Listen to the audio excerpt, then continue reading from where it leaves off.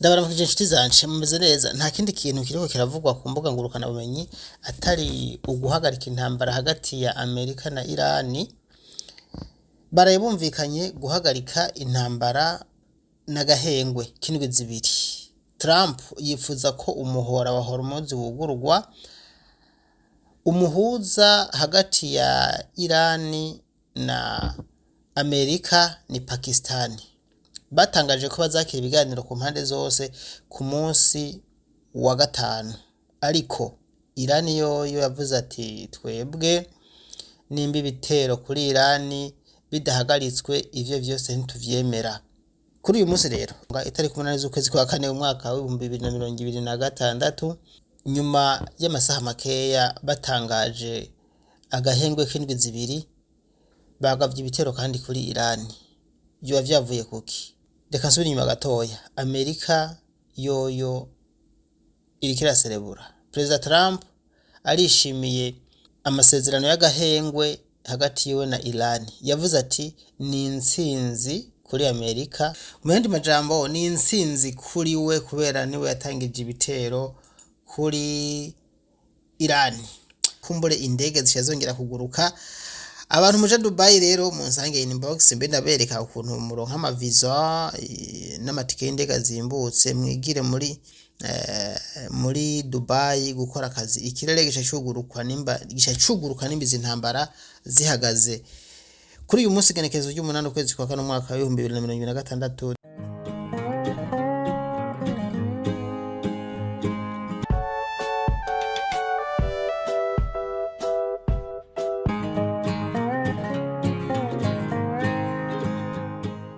Ndabaramukije inshuti zanje, ndagarutse rero. Imbere yuko Irani na Amerika bumvikana guhagarika intambara, babanje guhana amasezerano adasanzwe, bumvikanye ku ngingo 10. Izi ngingo nizo Irani isaba canke yumvikanye ko na Amerika. Ubwa mbere guhagarika intambara ku bihugu vy'ivyansi vya Amerika. Mu ijambo rimwe guhagarika intambara burundu kuri Iraq, kuri Liban no kuri Yemen. Iyi ni ingingo ya mbere. Ingingo ya kabiri guhagarika burundu kandi vyihuse habigihe ntarengwa intambara kuri Irani. Iyi ni ingingo ya kabiri. Irani yasavye leta zunze ubumwe za Amerika. Gatatu guhagarika burundu intambara zose zo mu kigobe c'Abarabu.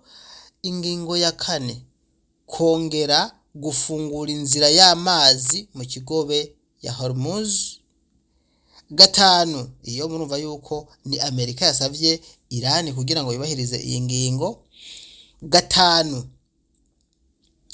gushiraho amategeko n'amabwirizwa bishimangira umutekano w'ubwisanzure bw'ingendo zo mu mazi mu kigobe c'amazi ya Hormuz. Ini Amerika n'ubundi nawe uravyumva ko bashaka ko ahantu batahombera. Ingingo ya gatandatu kwishura indishi zose zijanye n'ivyononwe n'intambara muri Iran no kongera kubaka iki gihugu. Kwishura indishi zose zijanye n'ivyononywe n'intambara muri Iran no kongera kubaka iki gihugu. Iyi ni ingingo ya gatandatu. Ingingo y'indwi kwiyemeza gukuraho ibihano vyose vyafatiwe Irani.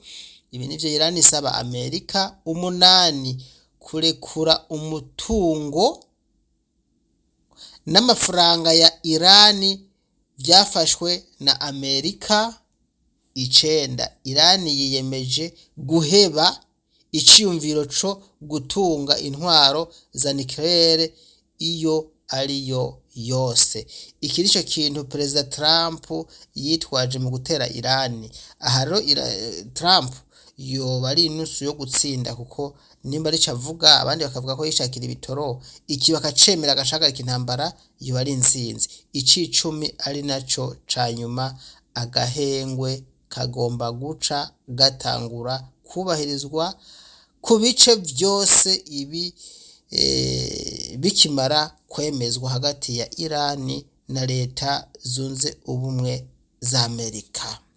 Reka rero twihute, ndashaka nabasangize mu buryo burambuye ibijanye n'amakuru ariko aravugwa hagati ya Amerika, Irani, Israeli n'ibindi bihugu. Ndagaruka ku bijanye n'intambara yakomeje kuba canke nimba igiye guhagarara burundu.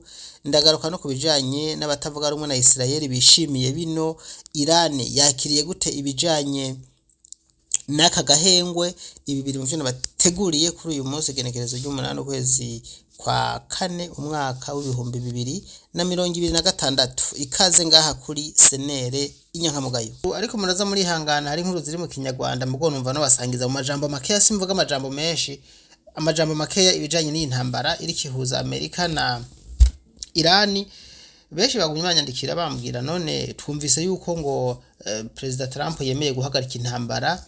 Reka tubifate gutyo mugabo ni agahengwe k'indwi zibiri, ariko hari n'ibindi bigiye gukurikira hagati y'ivyo. Amerika rero yemeranije na Irani agahengwe k'indwi zibiri, ariko bafise ivyo basabwa vy'ingenzi. Icambere ni gufungura umuhora wa Hormuz. Pakistan nk'umuhuza wa Amerika na Irani bavuze ko bazakira ibiganiro vy'impande zose ku munsi wa gatanu, mu gihe Tehran ivuga ko ako gahengwe kazoshoboka niba ibitero kuri Irani bihagaritswe. Bidahagaritswe ibi vyose ngo ni ubusa. Kuri uyu munsi rero reka nabasangiza ibijanye nuko Trump avuga ko agahengwe ka Amerika na Irani ari intsinzi yuzuye. Wavuga ati twebwe ngaha twatsinze kuko icyo twashaka twaragishizeko. Reka nabasangiza inkuru ya President Trump, nimwaza kumva harimo mu Kinyarwanda muraza kwihangana. Nkuko Trump nyene yavyitangarije ku rubuga rwiwe Truth Social. Arafise urubuga rwiwe yikoreye igihe bari barugaye X yiwe, urubuga rwa Twitter. Mbere yuko Elon Musk agura Twitter baramugariye urubuga aca create urubuga rwiwe nawe Truth Social, nigo akunda gutangariza ko ibintu vyiwe nago rukoze nka Twitter nyene, niko rushaka kumera. President Trump rero, President wa leta zunze ubumwe za Amerika Donald Trump avuga ko atagushidikanya ko hariko Amerika yageze ku ntsinzi yuzuye inyuma yo kwemeranya na Irani agahengwe k'indwi zibiri. Nkuko President Trump abivuga mu kiganiro yagiranye n'ibiro ntaramakuru vy'Abafaransa AFP ntihenze, inyuma yo gutangaza agahengwe, yavuze ko muri ayo masezerano gahunda ya Irani yo gutunganya uranium izitabwaho neza cane. Iki ni ikintu gikomeye cane bumvikanye, kuko President Trump mu gutera Irani yayagiriza ko bari bakora ibigwanisho ruhonyanganda gutunganya uranium kandi badashobora kuyijera. Ndabutse ko na Amerika ifise bino bigwanisho, mu Amerika yo urumva ko irashobora kubijera canke kumbure bari bafata nk'abateroriste, koko abaIslam bavuga ati mwe mukoze ibigwanisho by'uruhonyanganda ntimwo bikoresha neza mu mara abantu n'ibindi. Ariko mugabo politike ni ndende, hari abavuga ko yateye Irani kubera yishakira kiya gitoro. Ibije sino bimenye neza mugabo reka tubandanye. President Trump ati iyo bitabivyo sinari kuba nemeye yugara twamugina.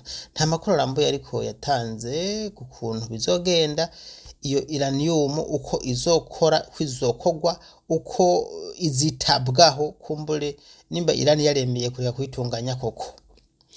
Ntivyagarukiye ngaho, murazi ko iyo President Trump ariko aravuga baramubaza abajijwe niba azosubira kugira ibikangisho kuri Irani yo gusenya ibikorwa remezo no gusenya amasoko ntanga nguvu, ingomero z'umuyaga nkuba, nimba ivyo bidakurikijwe. Yishuye atwenga yugara twamugina ngo ivyo muzobibona yugara twamugina. Ntiyagombye kuvuga byinshi mugabo niho yavuze ati hamwe batokwemera guhagarika gukora uranium nzobisenyura. Ariko suko yavuze mugabo mbashe yitwengera ngo ivyo muzobibona muzovyibonera yugara twamugina. uyu muperezida rero wa leta zunze ubumwe za Amerika Trump binategekanijwe ko agirana uruzinduko canke ca kinyarwanda kiraje nababwira, uruzinduko ni urugendo mu Bushinwa mu kwezi kwa gatanu, ahazohura na perezida w'Ubushinwa Xi Jinping, amazina yabo ni hatari. Yuguye twamugenda avuga ati numva ko ari yego, aha yarabajijwe niba Ubushinwa bwaragize uruhara mu gutuma inshuti yabwo magara Irani yemera aka gahengwe, ati numva ko ari ego, canke yavuze ati nivyo Ubushinwa bwaragize ico bukoze kugira ngo tugire ibiganiro byo guhagarika intambara. Ndabibutse ko Ubushinwa ni umufatanyabikorwa wa hafi cyane na Irani, inshuti magara, kubera ko n'uyu muhora wa Hormuz wugururiwe ku Burusiya, wugururiwe ku Bushinwa, ibihugu bidacana uwaka na leta zunze ubumwe za Amerika nk'igihugu cy'igihangange kigomba kuguma kishira ku isonga. None uyu munsi ko baraye basezeranye agahengwe vyifashe gute? Hari amakuru dufise avuga yuko ibitero bikomeje n'ubwo Amerika na Irani batangaje agahengwe canke guhagarika intambara vy'imfata kibanza. Nshaka ndabasangiza iyi nkuru. Reka duhere muri Irani. Ibitangazamakuru vyo muri Amerika bisubiramwo amajambo y'umutegetsi wo muri Israeli vyatangaje ko Israeli igikomeje kugaba ibitero kuri Irani kugeza mu gatondo ko kuri uyu wa gatatu. Ibibaye nubwo uko bigaragara ibiro vya perezida wa leta zunze ubumwe za Amerika White House vyahamirije ibiro ntaramakuru AFP ko Israel nayo nyene yemeye amasezerano y'agahengwe. Israel yavuze ko yemera agahengwe ariko katarimwo ribani. None ni kubera iki ibitero vyakomeje kugabwa kuri Irani nubwo Israel ivuga ko ribani itarimwo? None yateye ribani? Reka turabe muri Israel naho nyene biravugwa ko habaye ibitero neza na neza i Yerusalemu. Hatangajwe ko habaye ibitero. Abamenyeshamakuru ba BBC bari muri uyu muji wa Yerusalemu bumvise kandi banibonera ibintu ngo bigigimiza canke binyiganyiza isi n'ibiturika vyinshi. Hari n'ubutumwa bwo kuburira vya bindi vya murazi ahantu hagomba ibitero, hariho baravuza inzamba canke y'amakengeri avuga cane iyo ku minara aburira abanyagihugu kugira ngo baje kwinyegeza mu binogo canke mu makave. Ibi vyabaye uyu munsi. Vyumvikana ko rero ntihenze nimba Israel yagavye ibitero kuri Irani inyuma yo gutangaza hano gahengwe, Irani nayo nkuko yamibikora yaciga ibitero kuri Israel. Ibi vyuma vyabaye buri munsi. Ivyo nibaza ko abadukurikira murabizi canke abakurikira amakuru kubivugwa ku mbuga ngurukana bumenyi murabizi. Iyo Israel iteye Iran, Iran itera Israel, niko bimeze. Iyo Amerika iteye Iran, Iran itera Amerika. Ibihugu vyegereye Iran,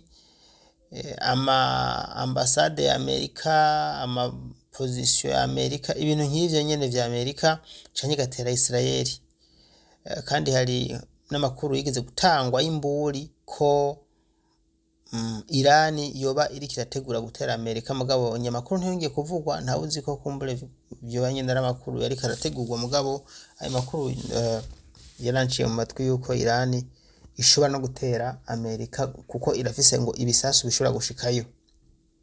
Ikindi kivugwa nuko muri Bahrain Ministeri y'umutekano mu gihugu nayo nyene yatangaje ko muri bwa buhinga bwo kuvuza inzogera yabwiye abanyagihugu bose kuja kwinyegeza kubera ko baramaze kumva imburi yuko hagomba habe ibitero.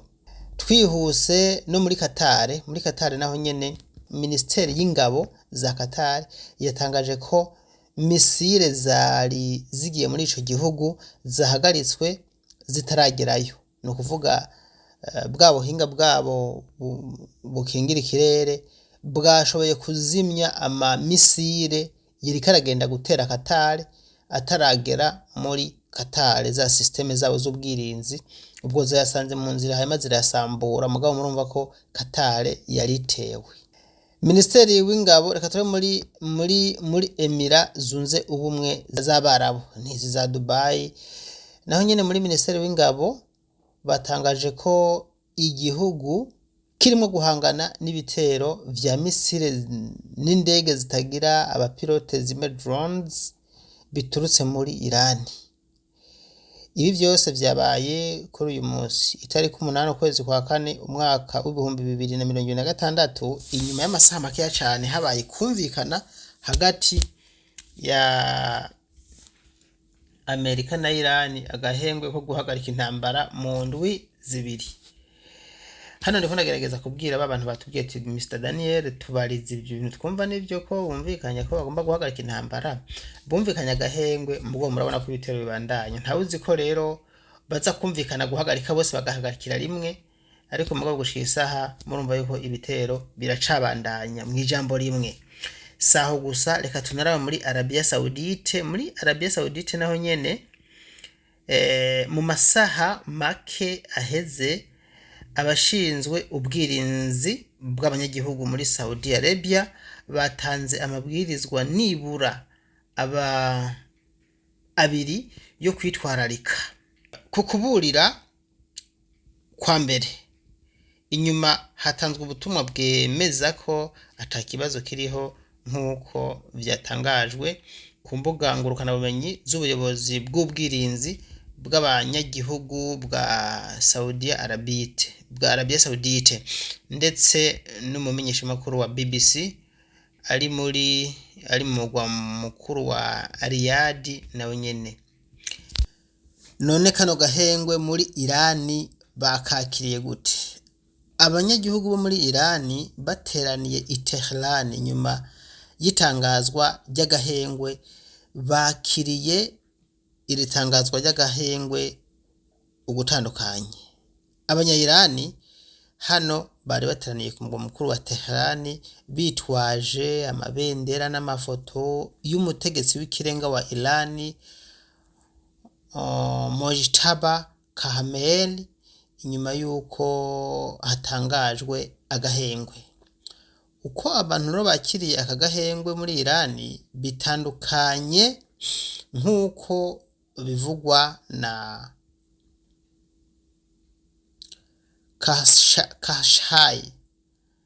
Khashai Joneidi, umumenyesha makuru wa BBC mu ishami ritangaza amakuru mu rurimi rw'igiperesi ari i Washington. Hari umwuka wo kwiruhutsa ubu kubera ko ingomero zitanga amashanyarazi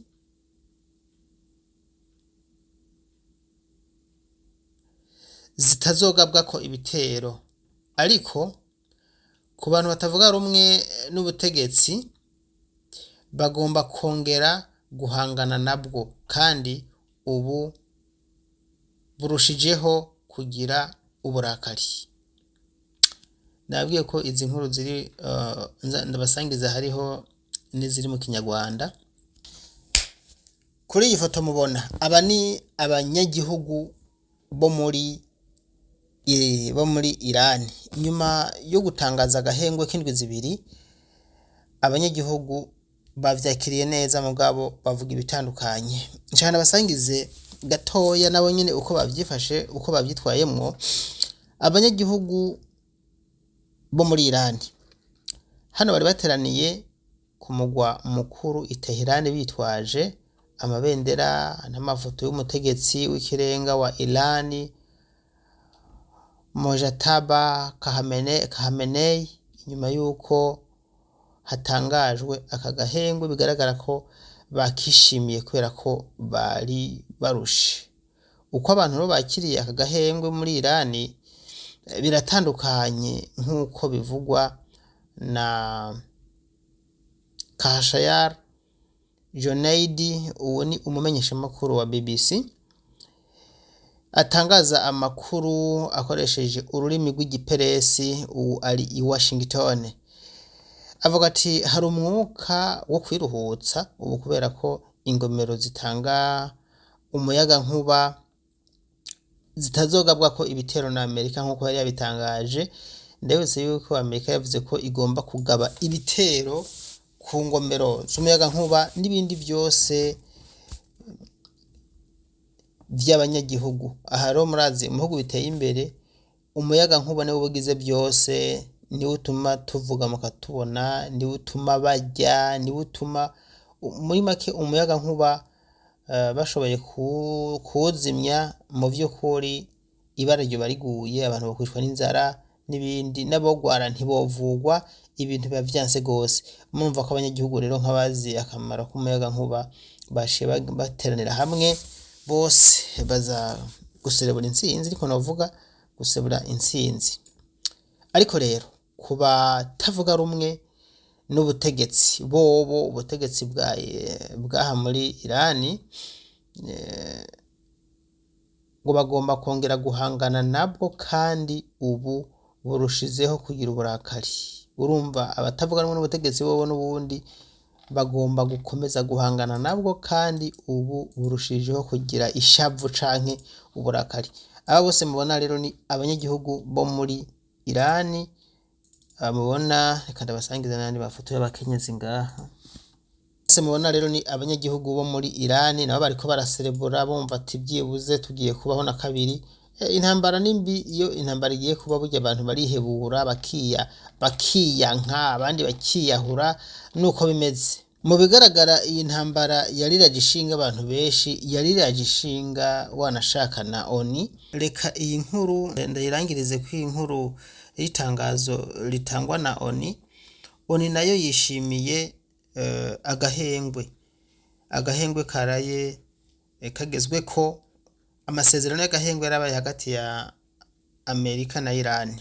Umukuru wa ONU yashimye aka gahengwe ko mu burasirazuba bwo hagati. Uyu ni umunyamabanga mukuru w'umuryango w'abibumbye ONU, Antonio Guterres, yishimiye itangazo rya Leta Zunze Ubumwe za Amerika na Irani, aho bumvikanye agahengwe k'indwi zibiri nk'uko tubikesha umuvugizi wiwe.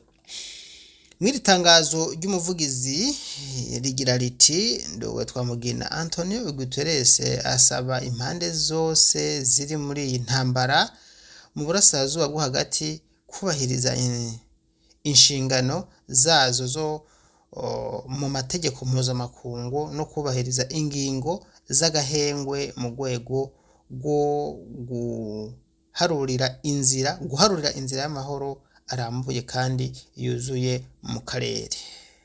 Antonio Guterres yavuze ko ashimira byimazeyo ibikorwa vya Pakistani n'ibindi bihugu mu gutuma agahengwe kayegwaho. Ndabibutse ko aha iruhande y'umuhuza Pakistani yaje guhuza Leta Zunze Ubumwe za Amerika na Irani, hariho Ubushinwa. Nubwo twabivuze mu ntango, nubwo Ubushinwa butabagaragaye neza, mwibuke ko Trump yabajijwe ku bijanye n'Ubushinwa, nta byinshi yashatse kuvuga, mugabo burya ngo umuhuza mukuru cyane yatumye iyi ntambara bumvikana agahengwe k'indwi zibiri nubwo itarahera ni Ubushinwa.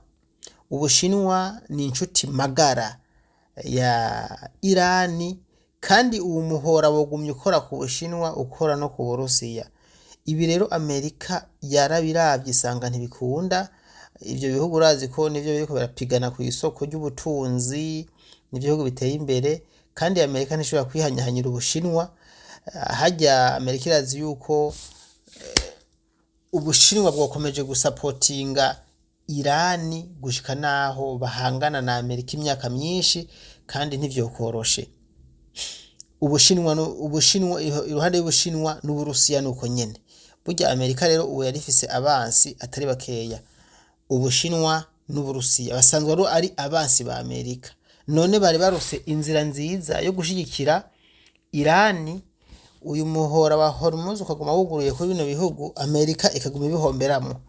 Rero burya n'impamvu mwabonye President Trump yaguma avuga yivuguruza, suko ari kijuju. Oya, ivyo yashaka kugera ko mu by'ukuri reka mvuge ejo uko ndabibona ibintu perezida Trump yashaka kugerako byaramunaniye.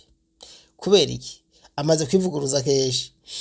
Wewe yashaka kwigarurira no gushiraho ubutegetsi muri Irani bumuyoboka canke ubutegetsi kote opposition babandi bamwe baca bakorana na Amerika, ariko abamizirima ni hatari n'ubu ntavyigeze agerako. Abahagiye bose bagumye bahagaze biyamiriza Amerika gushika n'isaha, ntibigeze banasaba ikigongwe, ntibigeze banavuga ngo bashira agahengwe. Oya, gushika naho Pakistan vyivanzemwo hanyuma ikoresha systeme yo guhuza Amerika na Iran birakunda. N'Ubushinwa rero murumva ko na President Trump ategekanya urugendo azogirira mu Bushinwa mu kwezi kwa gatanu. Ibi vyose ntawuzi yuko kumbura bidafitaniye isano. Ngaho nguko rero nta byinshi ngomba kubasangiza mugabo mwumve yuko intambara n'ubu ntirahagarara neza, ariko mugabo hariho agahengwe novuga ko imfata kibanza kabaye karatangazwa. Reka ndangirize kwa akantu gatoya. Nta gihugu kibura umwasi nk'ibihugu biteye imbere bifise na demokrasi. Uyu ni ubutavuga rumwe n'igihugu ca Israeli. Umukuru w'abatavuga rumwe n'ubutegetsi avuga ko Netanyahu yatsinzwe. Uyu ni witwa Yair Lapid. Uyu ni ubutavuga rumwe n'ubutegetsi bwa Israeli. Umukuru w'abatavuga rumwe n'ubutegetsi bwa Israeli yanenze canke yahinyiye uburyo Benjamin Netanyahu yitaye mu ntambara inyuma yuko uwo mu ministre w'intebe wa Israeli asohoye itangazo mu ijoro ryakeye rishigikira agahengwe katangajwe na President wa Leta Zunze Ubumwe za Amerika Donald Trump.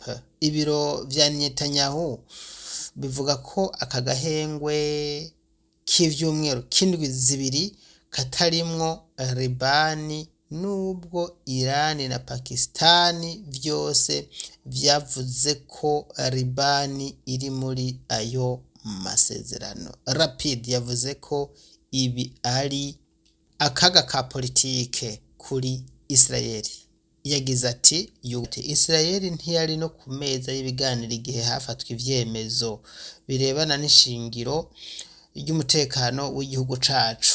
Yugara twamugina ntiyagarukije ngaho, yakomeje avuga ati igisirikare cakoze ivyo casabwe vyose, abanyagihugu bagaragaje ukwihangana kudasanzwe, ariko Netanyahu wewe yaratsinzwe muri politike, yaratsinzwe muri no mwigenamigambi. Nababwiye ko nzanavugamo n'ikinyarwanda igenamigambi mu Kirundi sinzi bivuga ngo yaratsinzwe no mwigenamigambi, kandi ntiyageze ku ntego nimwe muzo ubwiwe yihaye. Yugara twamugina. Nshuti bakunzi banje, mwebwe twariko turabana mu kiganiro kigufi ngaha kuri chaîne ya YouTube Senere Inyankamugayo. Reka ndabashimire ndabakengurukire, ndakunda basangiza ibitari bikeya kuri ko biravugwa kuri uyu munsi genekerezo rya 8 ukwezi kwa kane umwaka wa 2026 cyane cyane muri intambara ihuza Amerika na Irani. Nguyu Trump rero bimwe yavuga birangiye atarigeze ko intambara irahagaze, mugabo ni inusu yo gutsindwa kubera yuko yemeye ibiganiro kandi avyemeye mu buryo butandukanye nuko twari tuvyiteze. Nitwa Daniel Mugisha hano kuri Senere Inyankamugayo. Ndashimye ko habaye agahengwe hagati ya Amerika na Iran, kumbure indege zishazongera kuguruka. Abantu muje Dubai rero munsange inbox mbe ndabereka ukuntu muronka ama visa n'amatike y'indege zimbutse, mwigire muri Dubai gukora akazi. Ikirere gishacuguruka nimba izi ntambara zihagaze. Kuri uyu munsi genekerezo ry'umunani ukwezi kwa kane umwaka wa 2026, Daniel Mugisha hano ku Rugendo News. Daniel Mugisha kuri Senere Inyankamugayo. God bless you.